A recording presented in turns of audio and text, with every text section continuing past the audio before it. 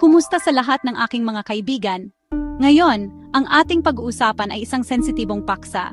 Ngunit napakahalaga nito para sa maraming mag-asawa. Pag-uusapan natin kung ano ang nangyayari kapag kulang ang paglalambingan o ang tinatawag na kulang sa talik. Karaniwan itong problema, ngunit marami ang nahihiyang pag-usapan ito. At hindi lang ito tungkol sa pisikal na gawain. Kasama rin dito ang pagiging malapit, ang koneksyon. At ang espesyal na ugnayan na pinagsasaluhan ng dalawang tao. Mahalagang bahagi ito ng pag-aasawa para manatiling matatag, malusog, at masaya. Maraming dahilan: stress sa trabaho, pagkapagod, problema sa kalusugan at hamon ng araw-araw. Hindi ito dapat ikahiya, nangyayari ito sa maraming mag-asawa sa iba't ibang yugto ng pagsasama. Ang unang hakbang ay ang pagkilala na may puwang. Maraming hindi nakakaalam. Ang kakulangan sa pisikal na paglalambingan ay may tunay na epekto sa katawan. Hindi lang ito emosyonal.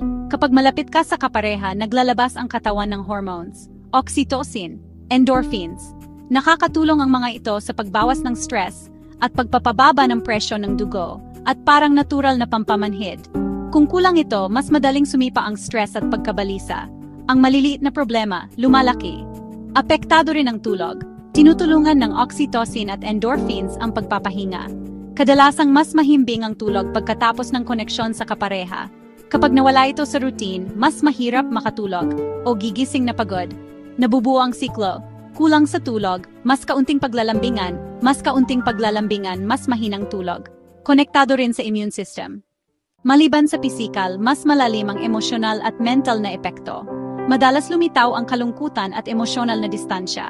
Maaring magkatabi ngunit parang milya ang layo.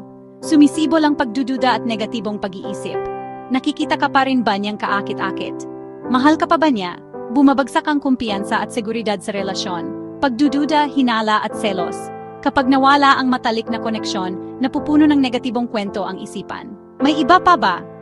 Ano ang mali sa akin? Kahit walang batayan, lumalala ang kawalan ng tiwala. Tumataas ang pagkamayamutin, maliit na bagay away agad. Nawawala ang kagalakan at pagiging mapaglaro. Naglalakad na parang nasa ibabaw ng mga itlog.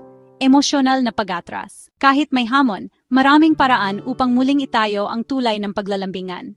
Unang hakbang, bukas at banayad na komunikasyon. Maglaan ng tahimik at pribadong oras para mag-usap.